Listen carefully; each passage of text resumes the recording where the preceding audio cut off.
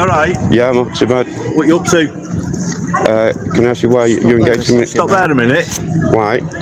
I'm just trying to identify who you are because you've got your face covered and you've... what's your name, please, sir? I don't have to give you my name.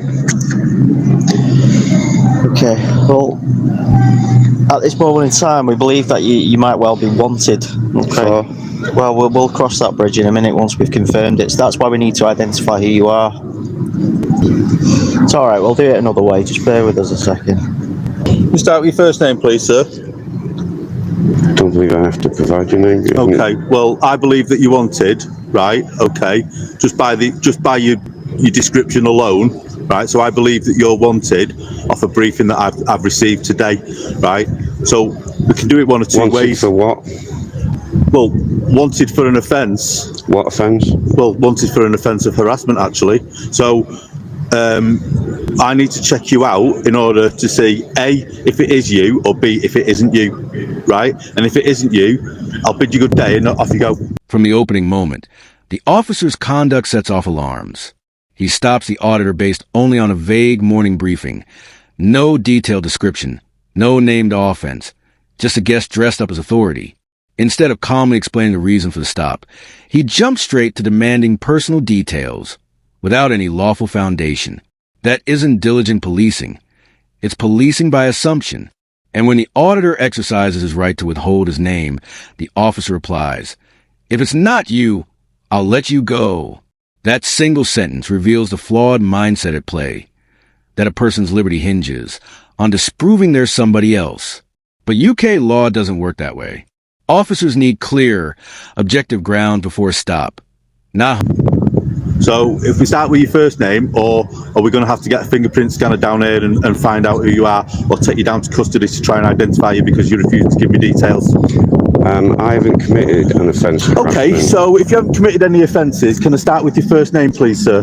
I don't need to give you my first name. Okay, well, I believe you to be Christopher Green, and I'm detaining you currently. I am not Christopher Green. Right, okay, that's fine. That's fine, but you're currently being detained up until the point I can establish who you are. You're refusing to give me some details, so I need to establish who you are. Please ask you to identify yourself. Yeah, I'm PC 17768 Neil Williams. And you, please. Sergeant 15563. Thank you. Right, which station? Can we make it nice and easy for us and start giving just the first name, please? Can I ask you which station you're from? Yeah, I work at Withenshaw Police Station, work part of the X Department and part of the Transport Unit for Great Manchester Police. Thank you. Okay? Yep. So we're going to start with your name then, please. And if there's nothing wrong, then we'll send you on your way. Then comes a turning point. The officer suddenly declares, "I believe you to be Christopher Green." Despite the auditor calmly denying it, the officer presses ahead, not to confirm identity, but to exert control. What should have been a simple clarification became a test of obedience. The auditor's behavior was steady and lawful. He wasn't obstructive, aggressive, or evasive. He simply declined to give his name, without proper grounds. That is a right under UK law, not an admission of guilt. Yet the officer's choice to publicly attach a full name, labeling the auditor as a wanted individual, raises serious concerns. Under the UK GDPR and the Data Protection Act 2018, sensitive information must be treated with strict care. Announcing someone's name as a suspect in public without evidence risks defamation, breaches privacy, and undermines trust. If this man wasn't Christopher Green... It's not Christopher Green. Okay. 100 Alpha. And what is your name, please? And have you got anything to identify yourself? I don't believe I have to answer these questions. Right. You don't believe that you have to... Right, okay. Well, I believe you to be wanted, right? So make it easy for us. Give us your details, identify yourself, show me some identification. I don't believe I have to identify myself. Well, you do. We could arrest you, take you to custody and put you on a live scan machine. There's a necessity, if you're not giving your name and address, for us to verify who you are if we believe you to be wanted from the information we've got. So you can I don't have to do that. You've not provided me with any grounds for an arrest. Right, take your hands out your pocket so I can see them. I need to identify you. I'm trying to make it easy for you here, sir. So what I want, I'm not in any threat to you. No, not at all. No, I'm not. You had your hands in your pockets, and I don't know who you are. By this point, the auditor has been detained in full public view, but the officer still hasn't presented any firm legal basis. No identified crime, no solid evidence, just a vague claim of matching a description. When the auditor asks, calmly and directly, what legal grounds justify the stop, the officer pivots. He suddenly fixates on the auditor's hands in his pockets, an obvious deflection. With no foundation to stand on, he tries to manufacture suspicion out of body language. And then comes the most revealing admission. I don't know who you are. That line says everything. The officer isn't responding to criminal conduct. He's reacting to unfamiliar... Up until the point that you identify yourself, make it easy for us, and if it isn't you, and I can establish who you are, and I can clearly identify you, then I'll send you on your way. Right, okay. But by you being obstructive at the moment... I'm not being obstructive. Well, you are, because you're refusing to provide some details. No, because I don't believe lawfully that I have to give you those details because I haven't committed any offence of harassment. I'm sorry. Right, okay. Well, I believe you to be wanted, so I want you to... I need you to identify yourself in order for me to make those inquiries, and once I make those inquiries and find out that you are either wanted or you're free to go, I will then send you on your way. Okay? Oh, no, don't... No, excuse me. I'm speaking. You've asked me whether I'm Christopher Green, and I've said I'm not Christopher Green. Right, and all I'll say to you is, identify yourself, because stop giving me orders. I'm the police here. Speak to me respectfully. I have done. I've tried. Speak to me respectfully. What I'll say to you is, you're not going anywhere up until the point that I can clearly identify you. Okay. Right, but please continue. There you go. To speak to me respectfully. Okay. So what's your name, please? To speak to you always start respectfully. With your name, please.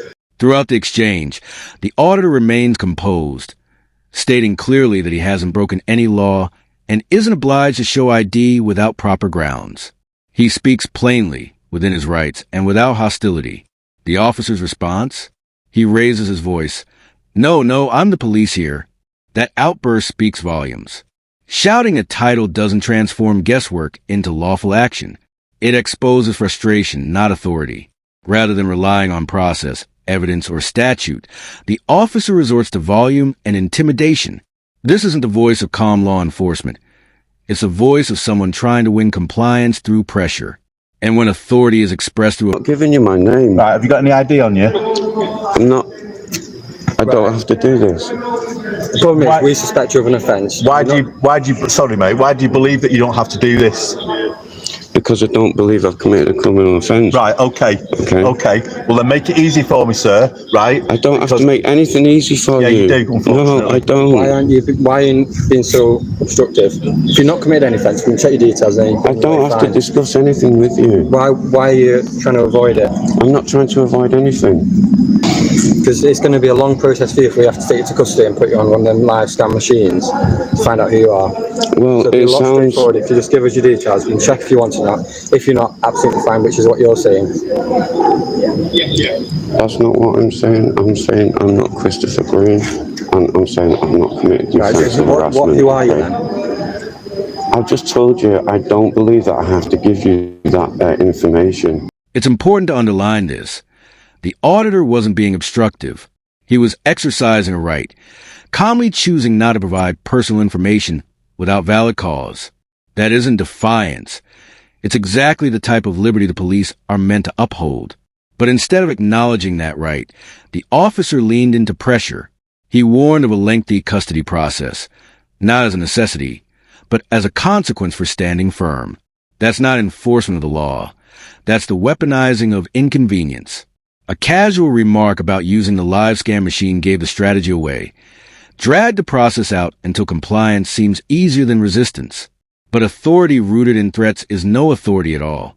By relying on intimidation instead of legislation, the officer only confirmed the auditor's point. And if I do, then I can give it to your desk sergeant, or I can give it to a judge. Please, so I can see exactly who you are. No. I'm going to let go of your arm now, yeah? Okay. What I don't want you to do is I don't want you to be putting your hands in your pockets. Right? I won't do that. Okay, because I need to be satisfied that you've not got something that can harm me or anyone else. I promise you there's nothing in my pockets that could harm you. It is, isn't it? Boss. I'm going to go and have a look at that picture upstairs. So guys, it looks like I'm going to be arrested here. Could you turn this off? Right, you're under arrest on suspicion of harassment.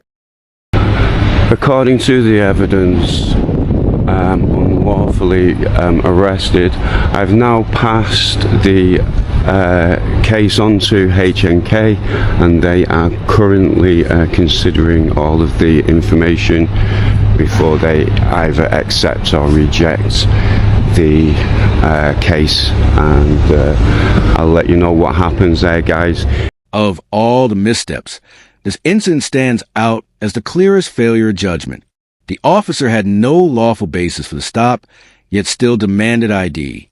When the auditor refused correctly and calmly, the response wasn't reason, but escalation. An arrest followed, despite no crime being committed. The auditor, known online as Autistic Audit, was peacefully filming outside the BBC, a perfectly legal activity. Yet a vague morning briefing and an unconfirmed description spiraled into a full detention. The lead officer doubled down, declaring the auditor to be Christopher Green, and even announcing the full name aloud. A blatant breach of privacy with no proof. As the auditor pressed for legal justification, tensions only rose. One officer shouted, "No, I'm the police here," while another issued threats of a drawn-out custody process. These weren't signs of professional policing. They were signals of frustration and control.